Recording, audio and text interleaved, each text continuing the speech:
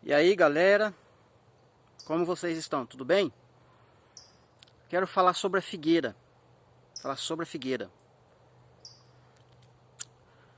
No em Mateus capítulo 21, Jesus, né, amaldiçoou uma figueira. Jesus amaldiçoou a figueira. E essa figueira representa Israel, né? Representa Israel. Jesus estava dizendo com essa ação, né, dele amaldiçoar a figueira, porque ele estava com fome e não tinha figo, né, não tinha alimento. Se ela não serve para dar fruto, é melhor que ela seque e morra. E Jesus amaldiçoou a figueira, ela secou e morreu. Assim, Jesus estava dizendo na sua literalidade que o Israel da época, os carnais, né, perderam a vez, né? Chegou o momento ali para eles, né? Chegou o final para eles, como está nos profetas, né? E a partir deste momento, Jesus volta-se para os gentios e para os seus, né? A gente não pode ignorar, né, que no contexto ali de Jesus, teve judeus e teve israelitas que o aceitaram, né? João 1,12, né?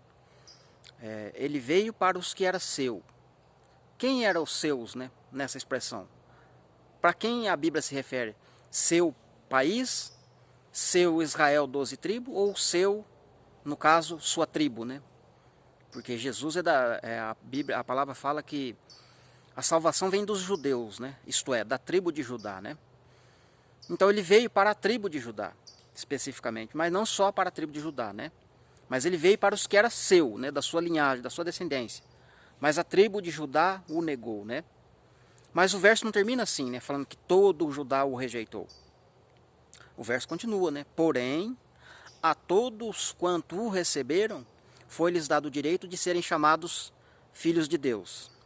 Então a gente entende que teve judeu que aceitou, né? Como teve israelitas, né? Beleza. Jesus, então, quando ele amaldiçoou essa figueira, ele está amaldiçoando Israel, certo? Ok. Só que em Mateus 24, quando ele vai falar de escatologia, tempo do fim, tal, beleza, fala bastante coisa. E aí, depois que ele fala da grande tribulação, de todas as coisas acontecerem, né? Aí ele começa a falar de sinais que apontariam para o fim, para a gente ficar atento, né? Para a gente olhar, observar e ficar atento para aqueles sinais. E um dos sinais, né? Acho que está a partir do verso 32, se eu não estiver enganado, né? A parábola da figueira, né?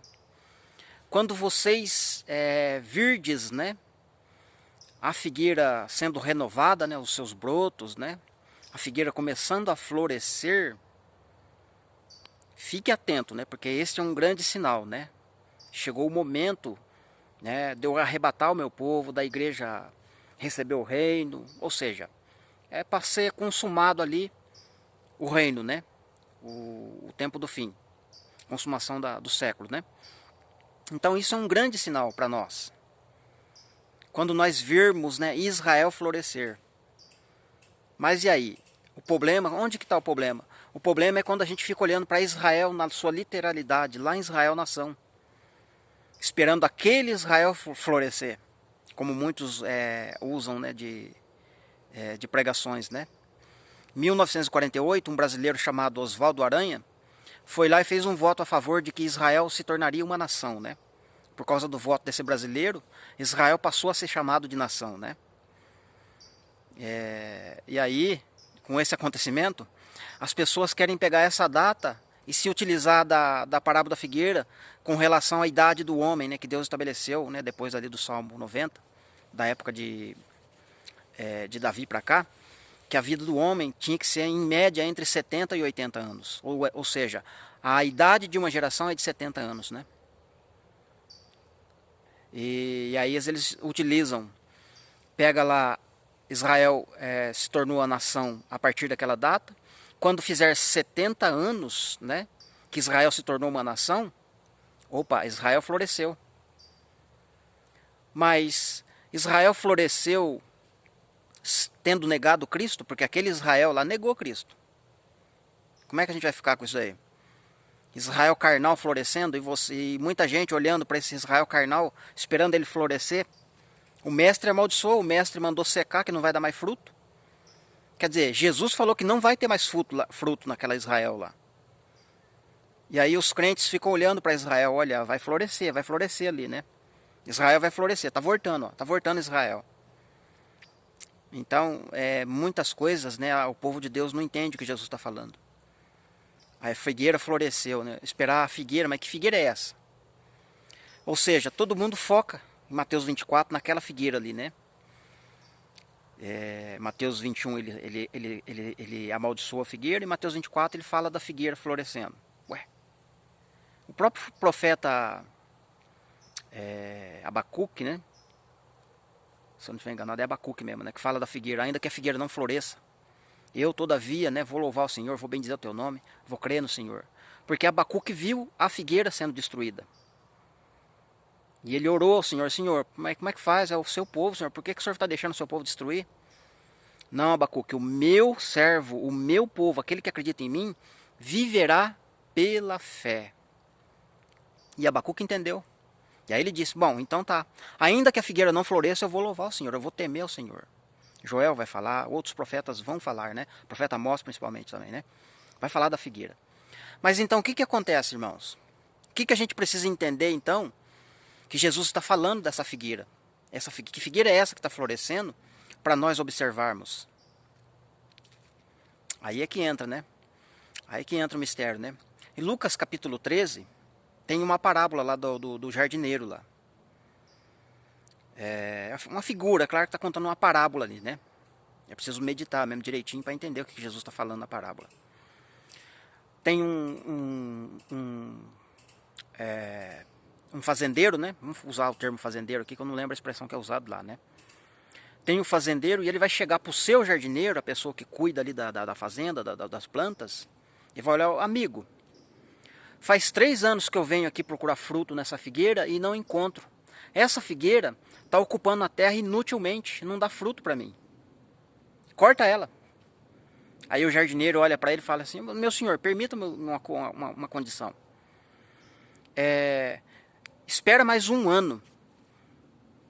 Eu vou adubar, eu vou providenciar esterco, fertilizante, eu vou providenciar umas ferramentas, eu vou afofar a terra, eu vou preparar a terra. E no ano seguinte, se essa figueira não florescer, aí a gente pega e corta essa figueira. Mas vamos trabalhar mais 1 ano nela. E aí o dono da propriedade permite ele fazer isso, né? E aí, o que tem? O que significa isso? Você lembra da parábola do semeador? Não vai dar para mim destrinchar aqui, né, a parábola do semeador, as explicações de cada elemento, mas são 4 elementos, né?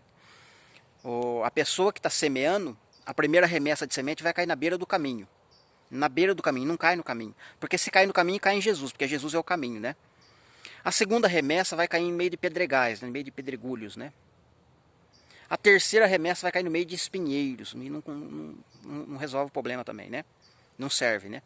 Mas aquela que cai em terra boa, lembra do jardineiro? O jardineiro, lá a parábola de Lucas 13, o jardineiro vai preparar a terra. A que cair naquela terra vai florescer. E vai produzir a 30, 60 e até 100 por 1. Essa sim vai florescer. E na parábola do semeador, você percebe que Jesus vai falar. Quem tem ouvido, no final da parábola, né? Quem tem ouvidos, ouça. Quem tem ouvidos para ouvir, ouça, né? Ou seja, fazendo a gente conectar com o Apocalipse, né? Quem tem ouvido, ouça o que o Espírito diz, né? E aí? Mas ainda não resolveu o nosso problema, né? Na antiga aliança, quem que foi um profeta que Deus usou na questão de semear, né? De sementes? O profeta Oséias, né? O profeta Oséias, pegou o sol aqui. O profeta Oséias, né, foi muito usado nessa área, né? Inclusive ele teve 3 filhos, né? O primeiro filho se chama Jezreel, né? Os outros 2 filhos, a não amada, né? Luami, e a Luama, né? Não misericórdia, não meu povo. Então os 3 filhos, um é Jezreel, que se chama Deus semeia, né? Significado, Deus semeia. E os outros 2 filhos, né? Um casal de filhos, né? Que apontam para as 2 casas, né? Efraim e Judá, né? Os apóstolos falam deles lá no Novo Testamento, né? Romanos 9, Pedro fala.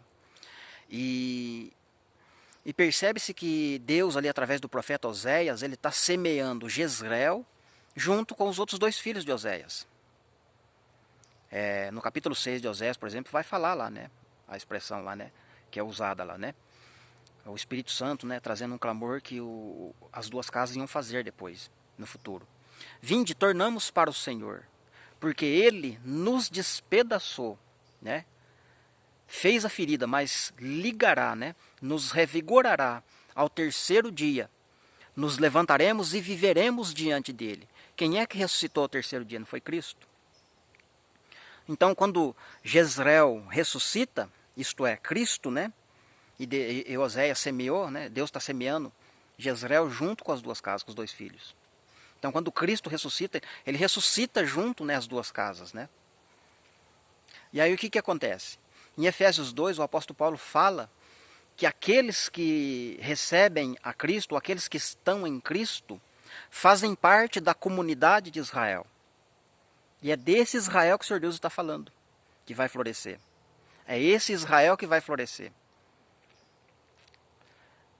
Agora, tem sinais lá em Israel literal para se cumprir? Tem sinais. Quando a gente vê eles cercados de exércitos, né, é o fim, né? É o momento ali da gente perceber, mas... agora, aquele Israel carnal lá não vai florescer, né?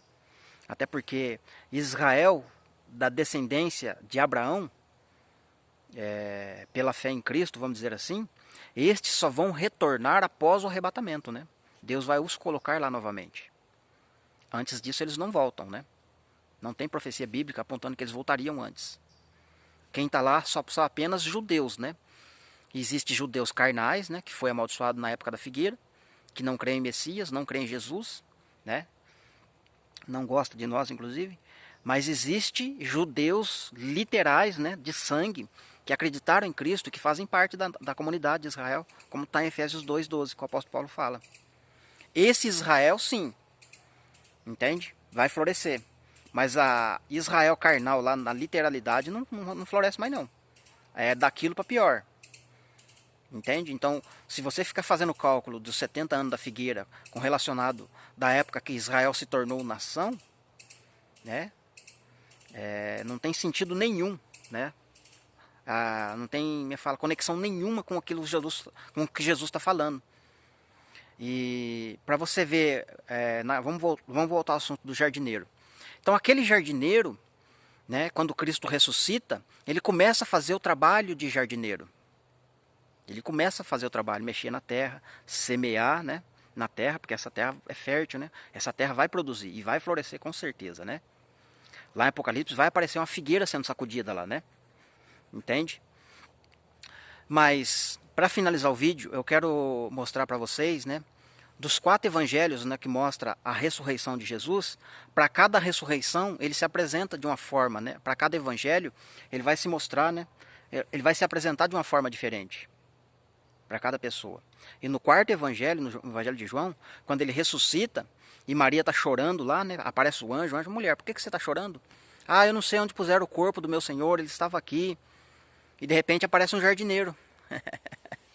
Aparece um jardineiro lá e ela olha, onde o senhor colocou o corpo do meu mestre? Onde que está o meu mestre que eu quero saber, onde vocês puseram? Porque ele estava aqui. E aí quando ele fala, ela reconhece a voz dele, né? Ou seja, ele se apresentou como um jardineiro. Qual que é o trabalho do jardineiro? Mexer na terra, preparar a terra. Semear, não é? Ele trabalha ali, ele arranca espinho, ele arranca a planta ruim. Ou seja, ele cuida do jardim. E nós somos como plantação do Senhor. Nós somos o seu jardim, né? Manancial regado, né? Entende? Para o bandido lá da cruz mesmo, ele fala, hoje mesmo você vai estar comigo no paraíso. Aí você pensa, o paraíso é no céu? Para uma das igrejas lá em Apocalipse, Jesus faz promessa, né? Aquele que guardar até o fim, né?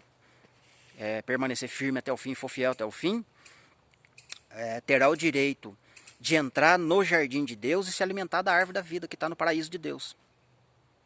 A árvore da vida está no paraíso de Deus. E o paraíso de Deus é um jardim. Aonde é o jardim? Ezequiel capítulo 28 fala, né? Quando o Senhor Deus está trazendo uma profecia contra Satanás, falando lá para o rei de Tiro, né? Só que não é o rei de Tiro, está falando direto para Satanás, né? Você esteve no Éden, no Monte Santo de Deus, jardim de Deus. Então o Éden é o jardim de Deus, né? O Éden é o jardim de Deus. O Éden é o jardim de Deus. Mas agora vai ser um Éden restaurado, né? Aqui na terra, né? Entende, meus queridos? Vou fechar esse vídeo, tá? Era só para explicar a questão da figueira, mas eu preciso fazer tudo isso que eu falei aqui, né, de maneira resumida, colocar na lousa. Os profetas, né? As figueiras, né? Porque tem várias figueiras na Bíblia, né? Você precisa entender isso, né? Vários lugares mostra a figueira, né? Ela começa dela de Gênesis, né? Então a gente precisa pegar um estudo mais profundo, desde lá de Gênesis, e vir trazendo, né? O que Deus está falando através da figueira, para que quando a gente chega lá em Apocalipse, a gente consiga compreender o que significa figueira florescer, né? Tá certo, meus queridos? Isso é mais para deixar você mais curioso, né? Para você pesquisar, analisar isso que eu estou falando com relação à figueira carnal, né? Jesus amaldiçoa a figueira e a figueira não pode mais florescer, né? Se essa figueira carnal florescer, ela está desobedecendo a ordem do mestre e o mestre não teve poder na sua palavra, né? Não é verdade? Tá certo, meus queridos? Que Deus abençoe. Se for possível, você vai compartilhar esse vídeo, vai comentar, né? Vai nos ajudar a divulgar a palavra. Tá certo? Que Deus te abençoe e até o próximo estudo em nome de Jesus.